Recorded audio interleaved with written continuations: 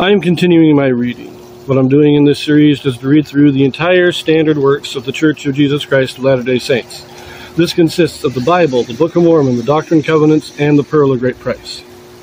I am reading in a chronological order of events, not according to publication or volume, so I will be skipping around a bit as I move along. So now we return again to Jeremiah. Because remember, Jeremiah is still the prophet in Jerusalem, and Daniel is a prophet in Babylon. They are contemporary to each other. Now, at this time, Jeremiah is a bit older. He has lived through the reign of Josiah. He was probably in his 20s when he began prophesying in the 13th year of Josiah, and so he had another 18 years there, and now we are in the 3rd or 4th year of Jehoiakim.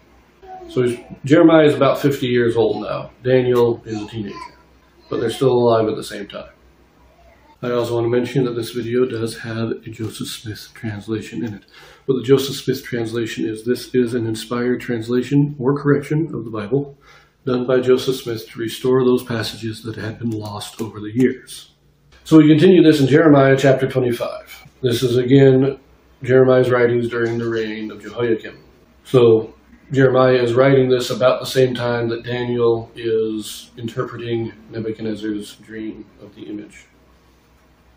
Jeremiah chapter 25.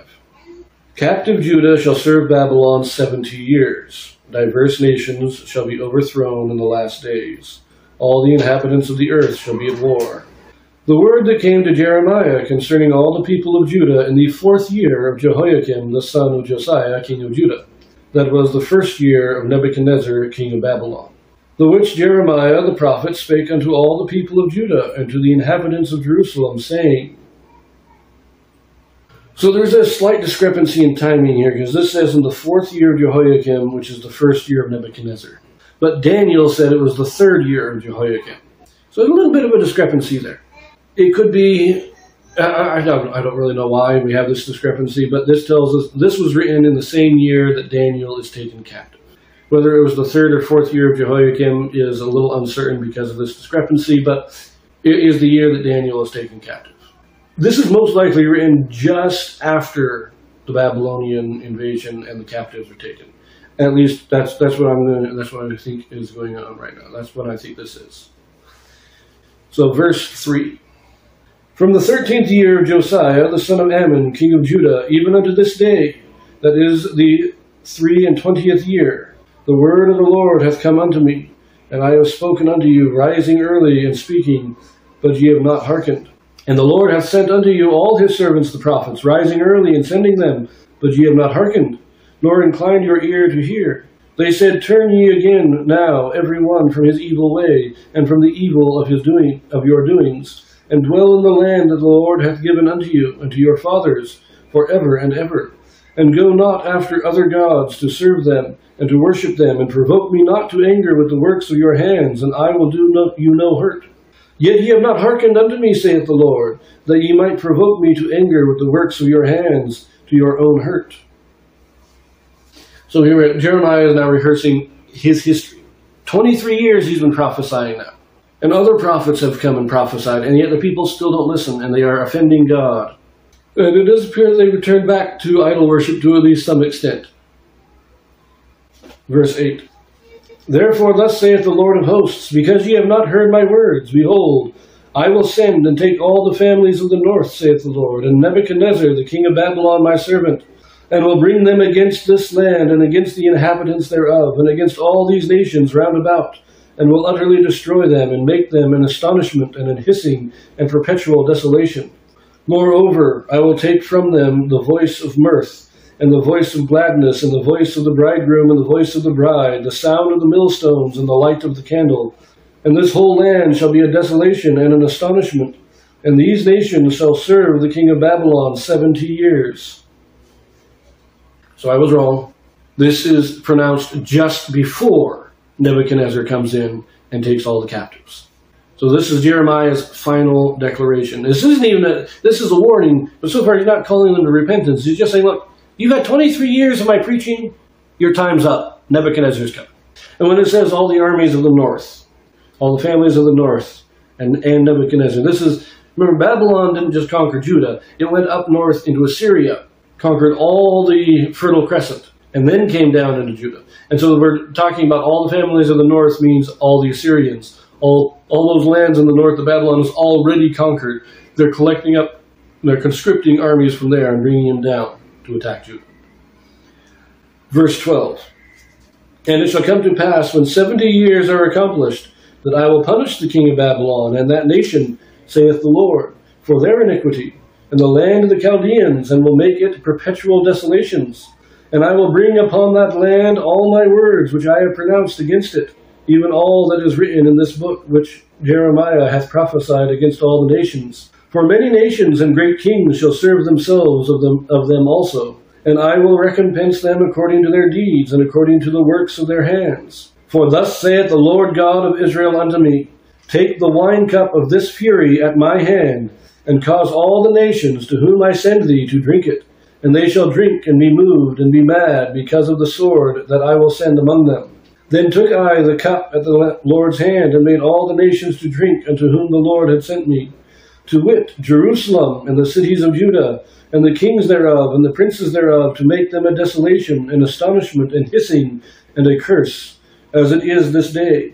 Pharaoh, king of Egypt, and his servants, and his princes, and all his people, and all the mingled people, and all the kings of the land of Uz, and all the kings of the land of the Philistines, and Ashkelon, and Asa, Edom, and Moab, and the children of Ammon, and the kings of Tyrus, and the kings of Zidon, and the kings of the isles which are beyond the sea, Dedan, and Tema, and Buz, and all that are in the utmost corners, and all the kings of Arabia, and all the kings of the mingled people that dwell in the desert, and all the kings of Zimri, and all the kings of Elam, and all the kings of the Medes, and all the kings of the north, far and near, one with another, and all the kingdoms of the world which are upon the face of the earth, and the kings of Sheshach shall drink after them. Therefore thou shalt say unto them, Thus saith the Lord of hosts, the God of Israel, Drink ye, and be drunken, and spew, and fall, and rise no more, because of the sword which I will send among you. And it shall be, if they refuse to take the cup at thine hand to drink, then shalt thou say unto them, Thus saith the Lord of hosts, Ye shall certainly drink. For lo, I begin to bring evil on the city which is called by my name. And should ye be utterly unpunished? Ye shall not be unpunished, for I will call for a sword upon all the inhabitants of the earth, saith the Lord of hosts. Therefore prophesy thou against them all these words, and say unto them, The Lord shall roar from on high, and utter his voice from his holy habitation. He shall mightily roar upon his habitation. He shall give a shout as they that tread the grapes, against all the inhabitants of the earth. A noise shall come even to the ends of the earth, for the Lord hath a controversy with the nations. He will plead with all flesh. He will give them that are wicked to the sword, saith the Lord. Thus saith the Lord of hosts, Behold, evil shall go forth from nation to nation, and a great whirlwind shall be raised up from the coasts of the earth. And the slain of the Lord shall be at that day from one end of the earth even unto the other end of the earth. They shall not be lamented, neither gathered nor buried. They shall be dung upon the ground. Howl, ye shepherds, and cry, and wallow yourselves in the ashes, ye principal of the flock. For the days of your slaughter and of your dispersion are accomplished. And ye shall fall like a pleasant vessel, and the shepherds shall have no more to flee, nor the principal of the flock to escape. A voice of the cry of the shepherds, and an howling of the principal of the flock shall be heard, for the Lord hath spoiled their pasture, and the peaceable habitations are cut down because of the fierce anger of the Lord. He hath forsaken his covert as the lion, for their land is desolate because of the fierceness of the oppressor, and because of his fierce anger. Long chapter, and there's a lot there that is, they list a whole lot of kingdoms there. Go back to verse 14 for a second, where it says, Great kings shall serve themselves of them, also means that great kings will enslave them. So yes, after 70 years, Babylon will also be destroyed, and other nations will rise up and take their place and enslave the Babylonians. But the rest of this, it sounds like a prophecy that is going to take a long time to fulfill. Not meaning that it's going to be long in the future before it even starts, but that the fulfillment of it is going to be stretched over centuries. All these nations, Moab, Ammon, Edom, Philistines, Egypt, the mingled population, meaning the people who are not native to the land, but the foreigners mingled in. The mingled population of the desert, this is the nomadic peoples of like the Midianites and the Ishmaelites, the people that roam the deserts in the south. All of these people are going to be destroyed. Now, I think this is again a dual prophecy, both of the earlier destruction. All these nations were destroyed. Some of them weren't destroyed until the time of Rome, but they all were eventually destroyed. I mean, there are no Midianites left today. The Muslims do claim ancestry through Ishmael, but they're not Ishmaelites anymore. Zidon and Tyrus don't exist anymore. Moab, Edom, all these nations have been completely destroyed. But it is also symbolic, it appears to me that it is also symbolic of the destruction of the wicked at the second coming. Or just before the second coming, the war and destruction that will be spread out across the world just before the second coming. Seems to me that it's talking about both to some extent. It's an interesting chapter, though. This is where I do want to mention the 70 years. Remember, Persia conquers Babylon around the year 540. So 70 years prior to that would be the year 610. Or at least they are in captivity 70 years. And we estimate that first captivity to be around the year 608. And so Persia conquers Babylon around 540, and shortly thereafter, in 538, they are allowing the Jews to return. That's our 70 years. And remember that Daniel is living in Babylon during that entire time.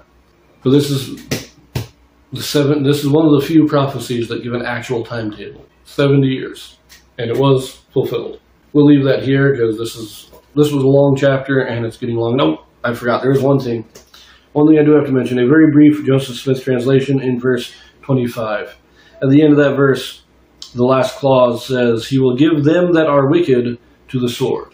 Joseph Smith simplifies it and just says, "He will give the wicked to the sword." Very simple, minor correction, but as I've been reading the Joseph Smith translation as I go, I wanted to make sure it was included. So we'll see you next. We'll see you in the next one. We will be continuing with Jeremiah for a number of chapters, although we will be skipping around with his writing. So we will see you there.